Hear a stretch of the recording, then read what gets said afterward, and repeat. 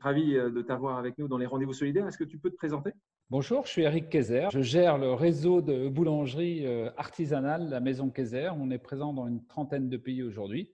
Un peu moins en ce moment parce qu'il y a des pays où c'est un peu plus compliqué, mais globalement, voilà, on fait du pain artisanal, de la pâtisserie, de la restauration, du café. Les maisons Kayser sont très engagées. Oui, Toute l'année, c'est avec les Restos du Cœur, c'est avec le Secours catholique, populaire. C'est quoi aujourd'hui l'engagement de la Maison Kayser par rapport justement à la crise Covid-19? aujourd'hui, c'est vrai qu'on a vraiment beaucoup de demandes. C'est impressionnant. Ça peut être, par exemple, on a fait pour PHP des petits déjeuners, ça peut être des déjeuners, ça peut être du pain qu'on donne, ça peut être des produits le soir qu'on va donner, des sandwichs, etc. C'est vrai que je me disais aujourd'hui, je ne sais même pas si je peux répondre à toutes les sollicitations tellement il y en a. Alors, on essaie de répondre à un maximum de choses. Il y a des moments où j'arrive même plus à prendre le téléphone parce qu'on a l'impression que tout le monde a besoin aujourd'hui de tout. Et c'est vrai que c'est compliqué. Alors, on essaie de sélectionner, de choisir nos engagements et puis de faire les choses qu'on peut faire, bien sûr. Et on a fait, par exemple, avec JR, le photographe, une opération pour tu sais, le Réfectario. Oui. réfectario, faire des desserts et donner des contenants pour qu'ils puissent mettre ses plats. On a fait un déjeuner pour un hôpital, pour 200 ou 300 médecins, infirmières, aides-soignants, etc. C'est vrai que tous les jours, on a des demandes. Donc, on essaie de sélectionner un peu nos combats de tous les jours. Et quand tu parlais de livrer de la nourriture de qualité au personnel soignant, je sais que tu le fais aussi ailleurs. Par exemple, tu le fais à Dakar. Donc ça, c'est quelque chose que tu as décidé, tes équipes partout dans le monde, quand tu es ouvert, il y a une partie de votre temps et de vos ressources qui sont pour les autres, qui sont dédiées. Qui sont pour les autres, mais surtout, je crois que grâce à ça, on a des gens qui sont des salariés chez nous, qui sont extraordinaires et qui sont encore plus engagés que d'habitude parce qu'ils ont l'impression de faire du bien. Et je crois que ça, c'est quelque chose qu'il faut montrer, expliquer au monde. Hein.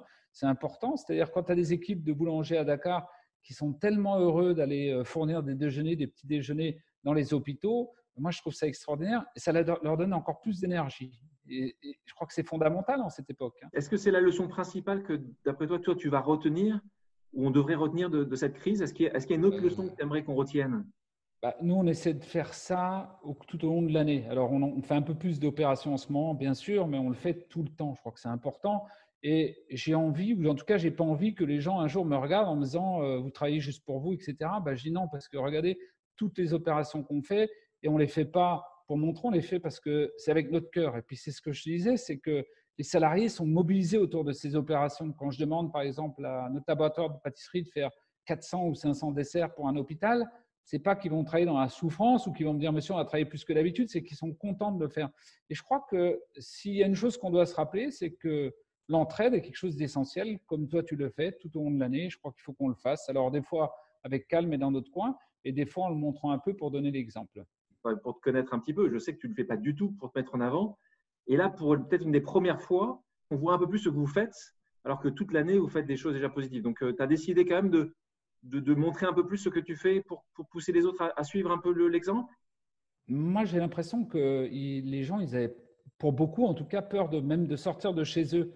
Alors, tu te dis, si tu n'as pas un peu des gens qui opèrent, qui font des choses et qui montrent qu'ils peuvent le faire ou qu'ils doivent le faire, c'est vrai que les gens en arrière, même ceux qui ont envie, ils ont peur. Donc, tu te dis, il faut leur montrer, tu vois, il faut mettre en route le train et puis montrer aux gens comment ça fonctionne. Alors, bien sûr, il y a un tas d'autres gens qui le font, hein, Alexandre. Est-ce que tu aurais une marque aujourd'hui, un groupe que tu aimerais voir faire plus? Je crois que toutes les grandes maisons, on pourrait faire. Alors, on voit des grandes maisons qui font des masques ici et là. On en a d'autres qui font du gel. Mais je pense qu'aujourd'hui, tous les grands, les constructeurs d'automobiles, les bâtisseurs, les Bouygues, les machins, je pense que tout le monde peut donner un coup de main pour faire beaucoup. Hein.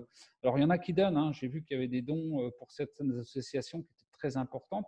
Je crois qu'on peut tous donner pas mal. C'est vrai qu'il y en a de plus en plus donnent. La difficulté est toujours de qu'est-ce que assez. Et je pense que ce qui est important, c'est déjà que les gens s'engagent, fassent. Et c'est vrai que c'est un bon point. On pourrait toujours imaginer que c'est jamais assez. Eric, merci pour ce que tu fais avec tous tes collaborateurs, tous les artisans, tous les compagnons. Merci Eric.